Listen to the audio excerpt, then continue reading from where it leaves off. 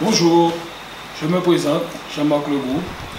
Je vous présente mon épouse Catherine Legault et nous allons vous parler de notre expérience avec Dieu.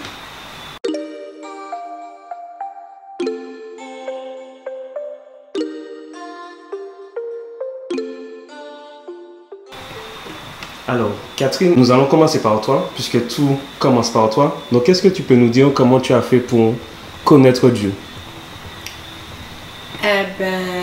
Bonjour à tous, tout d'abord. Mon expérience avec Dieu, ça a été c'était une découverte pour moi. Je savais qu'il y avait un Dieu qui existait quelque part, mais je savais aussi que moi, j'étais bien éloignée, bien loin de lui. Je ne savais pas, en tout état de cause, qu'il pouvait changer ma vie comme il l'a fait là. Je n'aurais jamais pensé à ça. Mon expérience, c'est parce que j'avais, tout début, c'est que j'ai eu un problème avec un membre de ma famille. Un problème assez important pour moi, mais peut-être pas pour cette personne.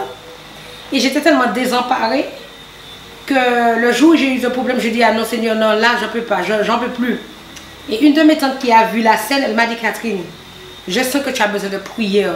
Elle m'a dit, oui, mais je prie chez moi. Quelle prière est ça tu me dis là? Elle me dit, oui, je vais t'emmener quelque part avec moi. Je dis, habille-toi et attends-moi tel endroit. Alors, comme dit, comme fait, nous étions samedi, comme dit, comme fait. Elle m'a donné rendez-vous, je ne connaissais pas l'endroit. Elle m'a donné rendez-vous et je l'ai suivi. Elle m'a emmené à Rivière Blanche. Pas Rivière Blanche.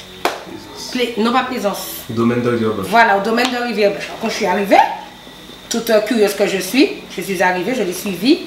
Elle m'a dit, assieds-toi là, mets-toi à côté de moi. Mais quand je suis arrivée, j'ai vu, il y avait des gens qui... Je connaissais personne. Personne. Je dis, mais attends, mais où est-ce qu'elle m'a emmenée là? J'ai vu qu'il y avait des gens qui pleuraient, qui... Je dis, bon, je vais écouter, je suis curieuse, j'écoute. Mon Dieu, je n'étais pas encore assise. Des larmes sont sorties que je ne sais d'où. J'ai pleuré pendant les 3 heures de temps que nous sommes restés. J'ai pleuré pendant 3 heures de temps sans savoir le pourquoi. Et après, on est venu me voir, on m'a dit, c'est le Saint-Esprit qui t'a touché. On m'a dit, le Saint-Esprit, je connaissais, j'étais loin d'imaginer que le Saint-Esprit que je ne voyais pas pouvait faire autant de choses. Et là, elle m'a expliqué que c'est ma délivrance qui a commencé. J'étais bien loin de tout cela, je ne connaissais pas du tout. Je n'avais jamais entendu parler du Saint-Esprit qui pouvait se manifester en quelqu'un comme ça. Et c'est là que j'ai découvert. Quand c'est fini, je me suis dit, mon Dieu, je me suis sentie tellement légère, tellement bien. J'ai dit, ah non, jeudi prochain, il y a. Elle m'a dit, oui, c'est tous les jeudis. J'ai dit, ah non, je suis là jeudi prochain. Très tôt, je suis là. Parce que j'avais une soif. J'ai découvert que c'était ce que c'était de connaître Jésus, de s'approcher de Jésus. Je me suis sentie. Je ne peux même pas expliquer comment je me suis sentie, tellement j'étais bien. J'ai dit, jeudi prochain, je suis là avant tout le monde.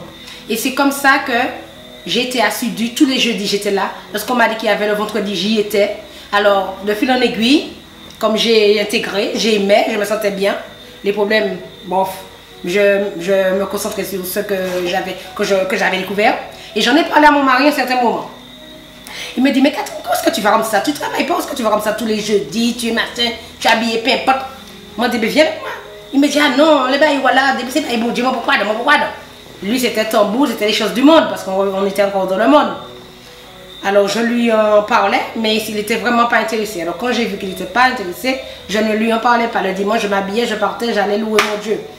Parce que je savais que, en quelque part, ça me faisait du bien, j'étais apaisée, je trouvais un réconfort dans la prière et dans la louange. Dieu a continué à me travailler, à me transformer, j'étais plus apaisée.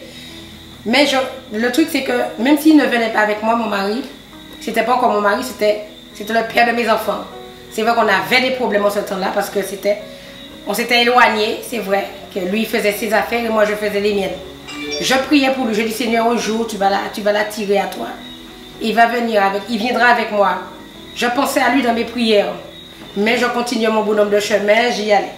Et puis, je ne sais plus comment ça s'est passé, tu m'as dit un jour, bon, tu as été curieux, tu m'as dit, mais quand il vient regarder qui ça a passé, quand il vient regarder qui ça a passé, tous les dimanches, je ne crois pas, machin. Il est venu avec moi un vendredi soir, je crois. C'était ça? Le vendredi soir à Plaisance. Il y avait du monde, il y avait tellement de monde. On était au fond. On entendait la parole, mais moi j'entendais la parole, mais je ne voyais pas le pasteur. Seulement quand il se déplaçait, je le vois. Je dis, ah, c'est ce monsieur-là. Mais il me semble que je connais. Là, ça m'est revenu que je le connaissais au temps où il était plus jeune, machin. J'ai dit, ah si, il y a ma tante là, mes deux tantes sont là, j'ai ma cousine qui est là. Si bon bah eux, ils ont bon bah moi aussi, moi quand il reste gars, moi qui reste. Alors je dis viens, il y a des gens qui tombent, il y a des machins. Il dit mon qui a tombé. Faut moi regarder des affaires mon qui a tombé là, faut moi regarder ça. C'est pas curiosité qu'il est venu. Mais ce qu'il ne savait pas c'est que le Seigneur allait le que le Seigneur allait le happer. Mais toi Jean-Marc, la première fois que ton épouse t'a dit, enfin ce n'était pas encore ton épouse, la première fois que Catherine t'a dit qu'elle avait trouvé un endroit qui lui faisait du bien, qu'est-ce que tu as pensé? Moi je lui ai dit que si ça te fait du bien, continue d'y aller, mais elle m'a dit il faut que tu viennes parce que ça parle de Dieu, il y a des miracles. Je lui ai demandé mais attends, est-ce que le pasteur commence à y guérir les gens? Mais je ne croyais pas du tout à ça. En fait, lorsqu'elle m'a dit de venir avec moi, je lui ai simplement dit, me prends le Béyoua. Moi j'étais dans mon tambour là, son tambour, marchait tous les vendredis soirs. Mais le jour où j'ai été, c'était à Plaisance. Je suis à peine rentré, elle m'a dit on va devant, je lui ai dit non, je reste derrière. Je suis à peine rentré que j'ai ressenti un truc quand même. J'étais curieux de savoir, il y a une dame qui était à côté de moi qui est tombée, puis je me suis demandé est-ce que la dame faisait du cinéma. Et lorsque j'ai vu le pasteur entrer, je sais pas, mais le gars avait un truc, le pasteur avait un truc sur lui comme si que il sortait des nuages, je sais pas, mais il avait un truc. Et lorsqu'il a commencé à prier, je me suis mis à pleurer, je me suis dit moi je pleure. J'ai rien compris. C'est que je ne faisais jamais. Et puis de fil en aiguille, on a suivi le pasteur. La parole. La parole, on l'a suivi. Le Seigneur a mis des mots pour nous faire du bien. Mais puis j'ai laissé ça, j'ai arrêté. Je suis retourné dans mes affaires de tambour. Et c'est là que le Seigneur a permis que le malin me frappe. Et là, je me rappelle très bien, lorsque je suis revenu, on était déjà... Tu avais déjà pris ton baptême, mais sans que tu... Oui, j'avais déjà pris mon baptême. J'avais déjà pris mon baptême, il faut le signaler. Et lorsque vous vous donnez votre vie à Christ, restez là. Parce que le Seigneur ne peut pas permettre que tu rentres dans la bergerie et que tu en ressors pour aller dans le monde. Parce que retourner dans le monde, c'est retourner en arrière. Retourner en arrière, c'est faire encore 10, 20 pas en arrière. Et là, tu es en train de stagner, tu n'avances pas. Mais moi, je croyais que j'étais bien avec mon saut de tambour, tout ça. Alcool, problème à la maison. Même avec mon fils. Mon fils commençait à me détester. Ma femme s'éloignait de moi. Pourquoi? À cause du monde. Eh bien, le jour quand j'ai été frappé. Mais tu as été frappé par quoi? Eh bien, j'avais été dans un son de tambour, justement. Et puis, il y avait des combats. Des combats, mais je n'étais pas sur les combats. Et puis, j'ai reçu un truc. Je ne sais pas si c'est une pierre ou une bouteille. Et là, ça m'a fendu le crâne, là. Et je me rappelle très bien, j'ai pris mon véhicule, j'ai saigné comme un cochon. J'ai pris mon véhicule du François à Trinité, tout seul. Et quand le brancardier est venu, il m'a dit, venez monsieur. Et là, lorsque je me suis réveillé, je sentais qu'on jouait dans ma tête. Et je peux vous dire que ce jour-là, j'ai vu une lumière jaune qui me happait, en fait. Et j'ai vu après une grande lumière blanche et j'ai vu une main qui se tendait pour me sortir de là. Et c'est le jeudi après, ma tête était tellement enflée, le jeudi j'ai été au culte. Et le pasteur me disait, il m'a dit, qu'est-ce qui arrive au frère? Je lui ai expliqué que j'ai reçu un coup. Il m'a simplement dit, bon Dieu déjà parlé bas ou t'étonnes, bon Dieu parlé bas mais ou désobéi, mais écoute autant net. Et croyez-moi, ce jour-là, j'ai compris ça. Ça fait bientôt 8 ans qu'on est à l'évangile. Mon fils s'est fait baptiser. Ma fille s'est fait baptiser. On est dans la bergerie et on marche pas un pas sans Jésus. Parce que je peux vous dire que le Seigneur fait grâce. Mais toi, Catherine, quand ton mari est reparti dans le monde, toi, tu es toujours restée fidèle à ton Seigneur. Tout à fait. Donc, c'est vrai que tu avais déjà une certaine habitude de pouvoir prier, de pouvoir louer Dieu. Et quand on t'a informé que ton mari est à l'hôpital, qu'est-ce que tu t'es dit? Qu'est-ce que ça t'a fait? C'était... D'habitude, lorsque mon mari partait au tambour, comme je savais qu'il buvait beaucoup, et il rentrait toujours, je mettais le portable à côté de moi dans la chambre. Mais ce soir-là, j'étais fâchée, je dis ah non, ça qui arrive ou arrive, le portable reste dans le salon, je vais dormir. Et c'est ce que j'ai fait, j'ai dormi. Quand je suis arrivée, quand on m'a appelé, il était, je crois, 3 h du matin, on essayait de me joindre. Mais le Seigneur m'arrive, il m'a dit, va prendre le portable. J'ai été répondre. On m'a dit, madame, c'est l'hôpital de Trinité, ne vous affolez pas. C'est votre mari qui a eu un accident. Il est chez nous en ce moment, mais il faudrait que vous veniez le récupérer. Alors j'ai dit à la dame, il a quoi? Elle m'a dit, il est blessé à la tête, il a perdu beaucoup de sang, mais il faut que vous veniez. D'accord, je n'ai pas paniqué. J'ai dit, ah Seigneur, c'est où c'est le risque? J'ai mis un jean, j'ai pris mon temps, je me suis habillée, j'ai pris ma petite voiture, je suis descendue tranquillement à Trinité. Sans presser, sans paniquer, je suis descendue. Quand j'arrive, monsieur est couché sur un lit, un brancard, peut-être lit gosse, c'est ça, bien emballé, bien filé, machin. Moi, je dis, je m'en... Et puis, il sentait l'alcool. Il est couché là, il me regarde. Je dis, qu'est-ce qui s'est passé? Tu as eu un accident de voiture? Il me dit, non, j'ai reçu un coup de bouteille, je ne sais pas trop quoi. Lorsqu'il m'a dit ça, j'ai senti comme si j'avais 2 sacs de ciment sur les épaules. J'ai senti que j'ai lâché prise. Je me suis dit, Seigneur, ouais, là maintenant, il y a là, actuellement, sur 8 tonnes. Mon Dieu. J'ai dit, bon, on y va. Il passe à lever, il passe à marcher, il faut marcher pour me mettre. Je l'ai récupéré, on est rentré à la maison. Le lendemain matin, j'ai dit, bon Dieu, comment je fais pour dire ça à Kelly, à Tiffany? C'était difficile pour eux de voir leur papa dans cet état. Mais c'est vrai que ça a été un moment douloureux à la fin, pas pour moi, parce que moi j'étais, je dirais pas satisfaite, mais j'étais apaisée de voir ça. Je me suis dit, Seigneur, si tu ne l'as pas tué, actuellement là, il faut comprendre tout le bagage qui a arrêté. Parce que je me battais, ça ne servait à rien que je l'engueulais tout le temps. Je manque, arrête de boire, arrête de sortir comme ça. Ça ne servait à rien. Alors à un moment donné, quand j'ai vu ça, je ne faisais plus. J'avais laissé cela dans les mains du Seigneur. J'ai dit, Seigneur, tu vas t'en occuper parce que moi je suis fatiguée. J'avais déjà baissé les bras.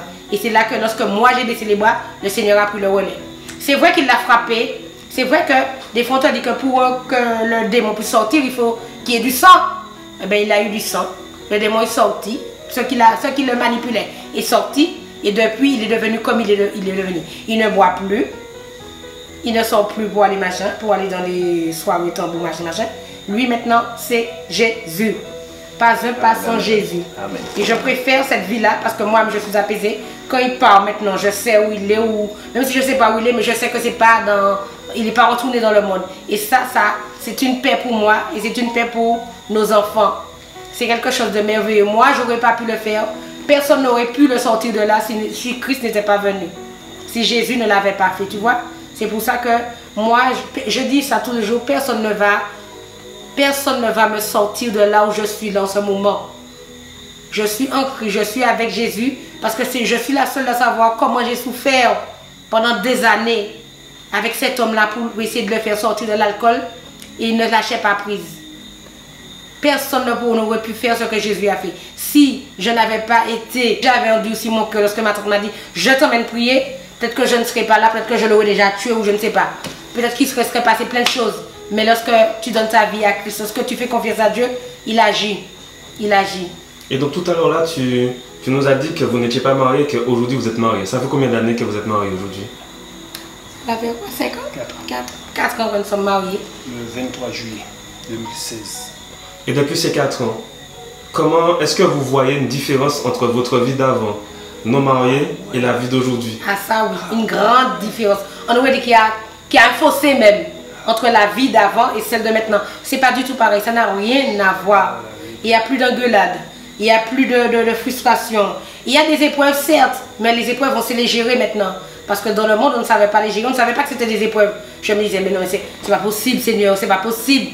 Mais maintenant, on prend les choses avec beaucoup plus d'apaisement, beaucoup plus de philosophie. Et on sait qu'on n'est pas seul dans les épreuves, tu vois. Alors que dans le monde, on ne savait pas qu'on n'était pas seul. On n'a jamais été seul, mais on ne savait pas que Jésus était à côté de nous. C'est ça le truc. Et maintenant, je dis que j'ai trouvé que le Seigneur m'a donné le mari que je méritais. Après autant de souffrance, il m'a donné l'homme qui devait. Il l'a transformé. Moi, je trouve que c'est un nouvel homme qu'il a. C'est quelqu'un d'autre maintenant. Comparé au passé et maintenant, c'est pas du tout la même chose. Du tout la même chose. C'est pas la même personne. Pas du tout. Et je remercie le Seigneur pour cela, de t'avoir changé, transformé. Et je sais qu'il continue encore à te transformer. C'est pas fini. Et qu'est-ce que tu pourrais dire à une femme qui traverse la même situation que toi? Elle commence à aller à l'évangile, elle commence à connaître Dieu petit à petit, mais son mari est dans l'alcool et son mari ne veut rien entendre de Dieu. N'abandonne pas, ne lâche rien. Rien. Même quand tu es épuisé, tu n'as plus de force, prie.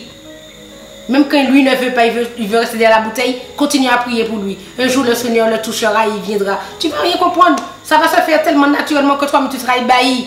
Ne lâche rien. Continue. N'abandonne pas. Persévère. Et tu verras la gloire de Dieu. C'est ce que j'ai fait, moi. Et toi, Jean-Marc, qu'est-ce que tu pourrais dire à un homme qui peut-être ne comprend pas les choix de sa femme de suivre Christ, mais toi qui as connu une femme qui a suivi Christ avant toi et qui n'était du tout pas sur ça, qu'est-ce que tu pourrais dire? Je dois dire qu'il ne faut pas abandonner, il ne faut pas lâcher, il faut prier, parce qu'aujourd'hui c'est la prière. Le monde a quoi? Le monde n'a rien. C'est vrai, je suis passé par là. Je pensais que j'étais heureux dans mes affaires, mais non, mais il te manquait Christ. Lorsque tu n'as pas Christ, tu n'es personne. Tu vois que par exemple tu as un problème avec ton fils, tu ne peux pas le régler tout seul. Et c'est ce que j'ai voulu faire auparavant avec mon fils. Mais le jour où on s'est donné à Christ, j'ai retrouvé mon gamin. Aujourd'hui, c'est papa, je t'aime. Aujourd'hui, c'est mon anniversaire. C'est papa, je t'aime. Il m'a appelé ce matin. Il m'a dit plein de bonnes choses. Tu vois? Ce que je peux dire à un homme, à un couple qui traverse une situation difficile, il ne faut pas lâcher. Parce que mon épouse a su me supporter pendant plus de 20 ans, pendant plus de 23 ans, avec tous ces trucs-là. Mais le jour où le Seigneur nous a touchés, là, je ne vais pas dire que je suis le plus heureux des hommes, mais je fais partie des plus heureux des hommes sur cette terre. Mais pas un pas sans Jésus, je le redis, parce que si tu n'as pas Jésus, tu n'es personne. Franchement, tu sens que tu es découragé, remets ton sort à Jésus. Remets ta situation à Jésus. Il va régler la situation. Parce que le Seigneur dit dans sa parole que son temps n'est pas notre temps. Tu ne peux pas demander au Seigneur quelque chose et puis tu veux l'avoir tout de suite. Mais il faut arrêter de murmurer. Lorsque le Seigneur dit qu'il le donne, il donne. Lorsqu'il dit que sa bouche, tout ce que sa bouche dit, c'est mais l'accomplisse, c'est une vérité. Alors, tout ce que je peux dire, c'est de ne pas lâcher. Aujourd'hui, on est bien, on est heureux. J'ai retrouvé ma femme m'a retrouvé. J'ai retrouvé mes enfants. Et puis, on est dans la bergerie. Nous louons le Seigneur. Et puis voilà. Et puis, on est bien. Voilà. C'est tout ce que je peux dire, c'est qu'on est bien. Et j'espère, je vais dire ça comme ça, mais je suis sûr que ça, on sera encore bien pendant encore longtemps. Tant qu'on aura le souffle de vie sur cette terre, je sais que le Seigneur va continuer à nous bénir, à nous fortifier. Voilà. C'était un très beau message de fin. En tout cas, je vous remercie du temps que vous nous avez accordé. Je vous remercie aussi pour votre témoignage qui a été édifiant. Je sais qu'il sera édifiant pour ceux et celles qui vont regarder cette vidéo. Alors vraiment, moi, je vous encourage à continuer à persévérer, ne pas lâcher et à continuer à communiquer l'amour que Dieu vous a donné. Alléluia. Alléluia. Amen. Merci. Merci.